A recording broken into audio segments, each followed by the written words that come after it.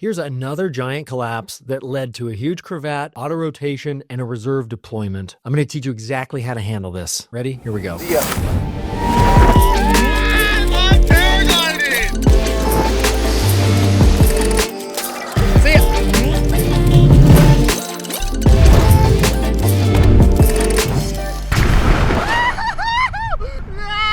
Hey everybody, what's up? This is Ari in the air. Welcome back to the channel. Stoked you're here. I'm stoked to be here, back from Instagram and building a business, launching the Paragliding Men's group, which has been amazing. More on that soon. Today, we are going to review a viewer's contribution here. I made a video about huge cravats and how to deal with them. A lot of people said, oh, that only happens on Enzos and high aspect ratio two-liners. And people commented, no, that happens on an E and B, as we're going to witness here. Seems like the guy is flying a rush. I'm not sure what this man's name is, but I do want to shout out. Thank you so much for contributing. Let's watch the video once through, and then we're going to break it down. Here we go. Okay, so he's flying along over flat fields. Notice that he's holding on to the bottom of the brake toggles, which is a huge pet peeve of mine. He does have the little shrink wraps over the Brummel hooks on the speed bar. It looks like he's flying a modern E and B, high B, and sharks in the water. Anticipation's killing me. And big collapse. Oh, we don't see it yet. Oh, big collapse, huge cravat. 50% cravat here. Starts auto-rotating. And pilot no input, turns into a sat. He lets go of the brakes. Throws the reserve, bang, opens up perfectly. Thank God, because that, if it would have gone into lines, he's not very high. If the reserve would have gone into the lines, he definitely would have impacted. So as you see, he's got a hold of one of the risers here. He's not sure what to do, how to pull it in. Now the glider is downplaning against the reserve pretty severely. He's just kind of sitting there. He's not exactly sure what to do. The cravat that caused the incident is still stuck. And here he comes into the field and, really hard landing. Really hard landing. And luckily, as we watch this, he was like, you could hear him talking and so here he gets up, he's on his feet here. It looks like potatoes that he's crashed into, just by my agricultural judgment.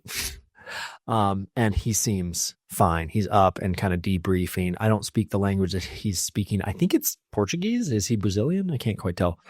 But yeah, it looks like he either crashed into potatoes or cassava, if that is Brazil.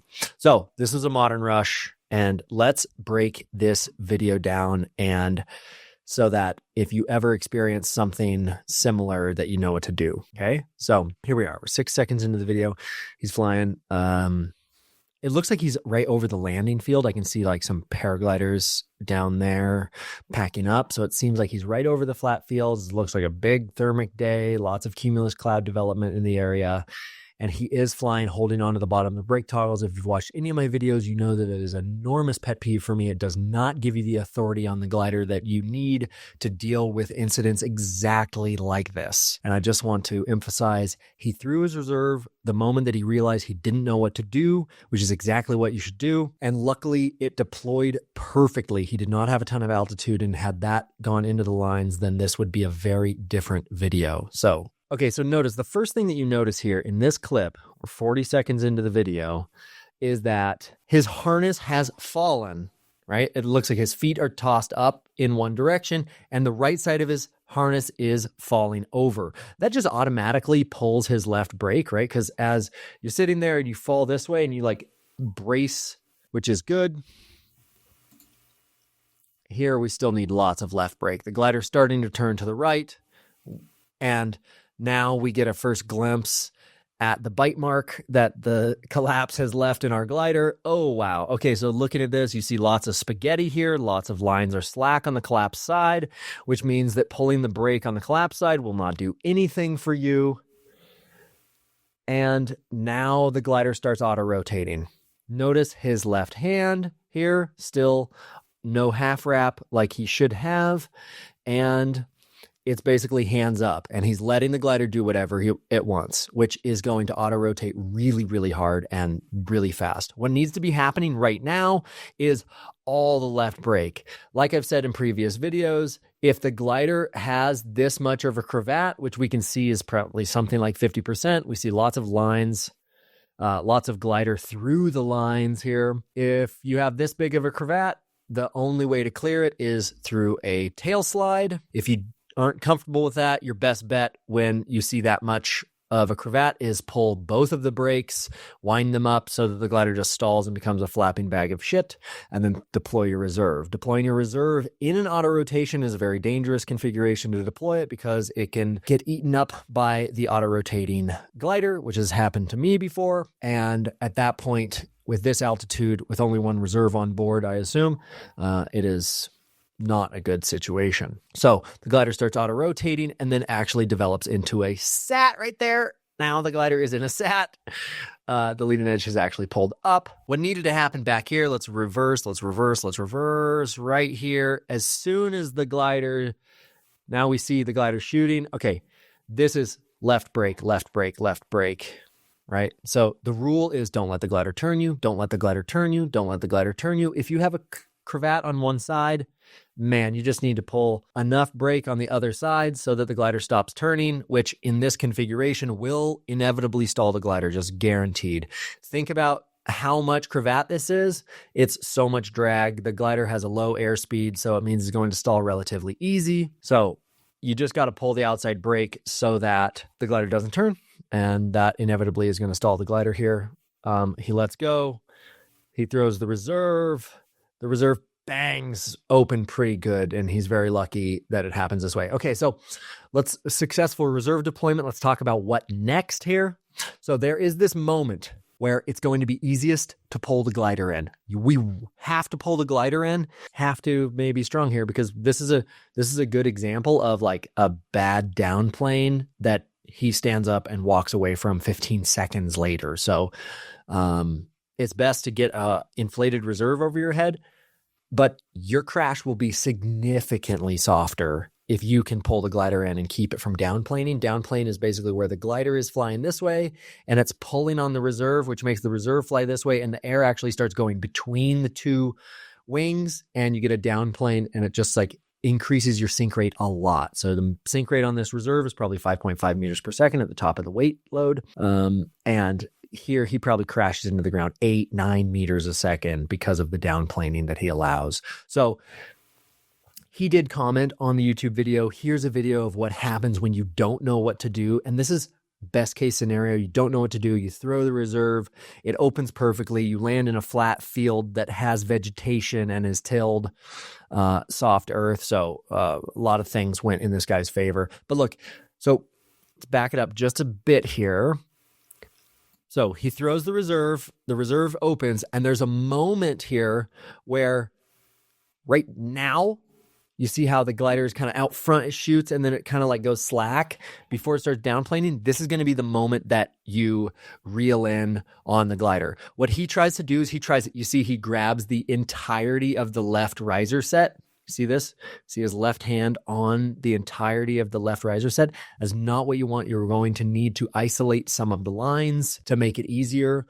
My recommendation is that you either do it with the A riser. This is also a reason where you have to wear gloves when you paraglide.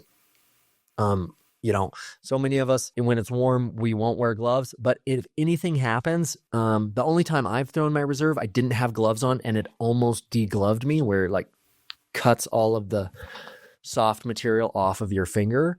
So it's really important to wear at least a minimal mountain biking gloves, this kind of thing that he has. So you can grab onto an A line, or also just grab that brake line and just start reeling in, because you're going to have to reel in like meters and meters of it to get to the sail. Once you get to the sail, then just reel in on the sail and just keep stuffing it, just bear hug it, just make this big pile of glider in your arms like this. It's honestly something that will protect you if you land and you crash onto your face. Like having this big mass of glider will help. And also it just keeps it from downplaning, lets the reserve do what it can do. So he tries to pull in on the riser, but then once the glider kind of gets inflated, then it becomes really difficult. Now this is downplane. You see the glider is actually pulling him away from the reserve, and then that's going to increase your sink rate a lot. So in this configuration, just pick any of the brake lines, pick one line. The only one that doesn't work very well is the Stabilo, but an A line or a brake line is best. Okay. You could also probably grab the B's and make some kind of B line stall. What's important here is that you become a fucking persistent Tasmanian devil and that you focus on pulling the glider in, pull it in, pull it in, pull it in. I recommend a brake line. Just grab the brake, especially if it's flying like this. Just grab the brake line and just pull in, pull in, pull in. It's going to take a lot of force, honestly. You will be surprised at how hard you have to pull on the glider to disable it. You know, whether that's the A's, it'll pull a frontal collapse as it's downplaning. But whatever you do, just pull in the glider, pull in the glider, pull in the glider. He gets his feet out of his pod, which is a good idea. PLF is parachute landing fall. It's important that you put your ankles together, your knees together. This makes one object for you to crash onto and significantly decreases the likelihood that you break your ankle or break your leg. Putting your legs together, this is how military parachutists land on rounds over and over and over. You put your knees together, your ankles together, you keep your arms in, and you try to roll on landing. So that's another thing to think about.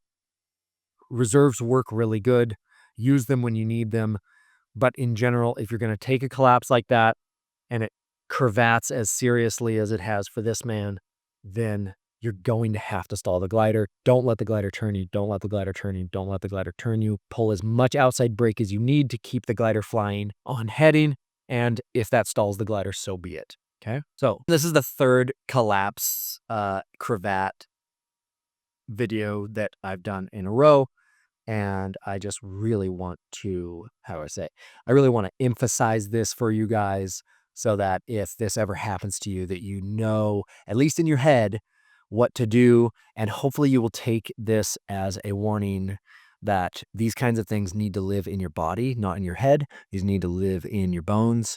So muscle memory is absolutely critical here so that you know what to do. And so that means lots and lots and lots of stalls. So whether it's SIV or acrobatics training, whether you go to your local lake and get towed up, or whether you to fly out to Turkey to train over the water there, whatever you do, lots of practice. And I also highly recommend that people fly with a half wrap. It just gives you more authority over the glider. And anytime I see a video of someone flying without a half wrap, I feel a little unsafe because it really is my safe space when, you know, that's like how I feel good about having a hold of a glider.